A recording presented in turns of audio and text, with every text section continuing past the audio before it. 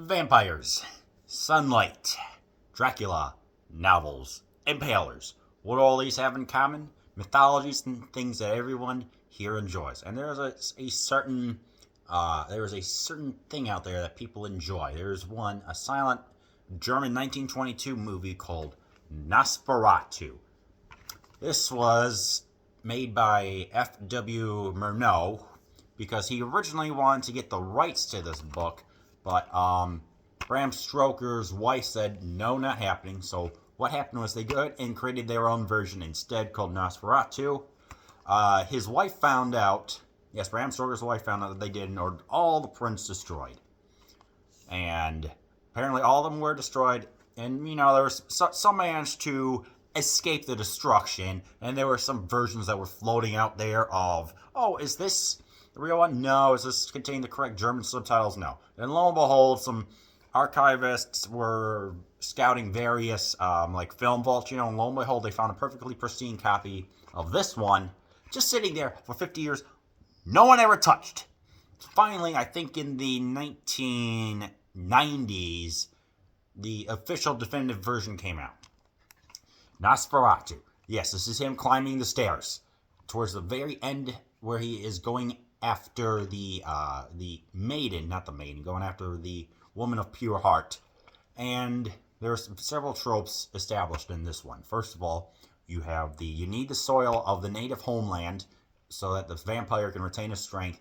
This is the movie where the sunlight kills the vampire, because in Dracula, it just weakens him. How much? Good amount, but just weakens him.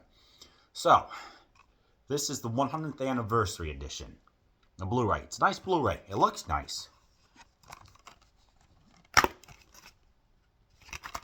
My style is you get right into it. The first on-screen depiction of Dracula occurs in F.W. Murnau's horror classic Nosferatu. Real estate agent Jonathan Harker, played by Wagenheim, travels to Transylvania to visit a new client, Count Dracula, Maximilian Schurk, also known as Max Schurk. Although the locals warn Harker away from Dracula's castle, the agent pursues the sale. Staying overnight, Harker feels an odd darkness in this castle, where the Count is oddly asleep during the daytime. After reading a book about vampires, Harker begins to suspect that the Count is really Nosferatu. Meanwhile, Dracula hides in a shipment of coffins arrives in Weisburg, Germany, to take ownership of his new home, across the way from Harker's home. As locals mysteriously die, town doctors diagnose a plague. But Harker suspects a more nefarious case. He races home to save his town and, most importantly, save his wife, Nina, played by Greta Schroeder. New score compromised and performed by pianist Keith Taylor. Now, there are plenty of versions out there that use synth and stuff like that, but this is a horror movie in 1922. Now, you may have noticed how it said Dracula instead of Orlok. What I was disappointed in was, one, they kept the Dracula names intact rather than the actual German names, which is kind of an insult to the original German, but whatever. That's besides the point. It's a small change, but it's still there. It's like the special effects in Star Wars, where it's CG instead of all the practical, but you're just like, at this point, it's not really going to ruin too much, but it's still there. So it's just like, I got it. I kind of have to knock this release, not the actual movie, for that detriment, if you will. How does it stand out? Now, keeping in mind that this is 100 years old, it's not exactly going to have the flashbang whizzing sound effects that you would expect in Underworld, Dracula, or Twilight even. Instead, or even What We Do in the Shadows. This is just a straight-up horror movie that takes place over a period of, I think, about a week or so, if I'm not mistaken. A couple days, something like that, where Nosferatu has a plague of rats, spreads them all around town. And in part of the movie, it also reads, this is the first Nosferatu that was risen in 1438. So it makes you wonder, are there more out there in this universe? You never know. Interesting side note, Maximilian Schurk, was thought to be a vampire because he has such a conniving, legendary performance.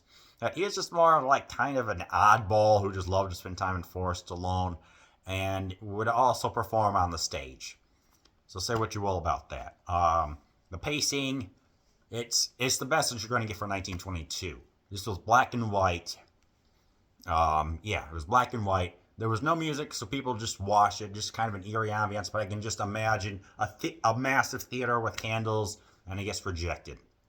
So, my favorite scenes from this were oddly enough, on the ship.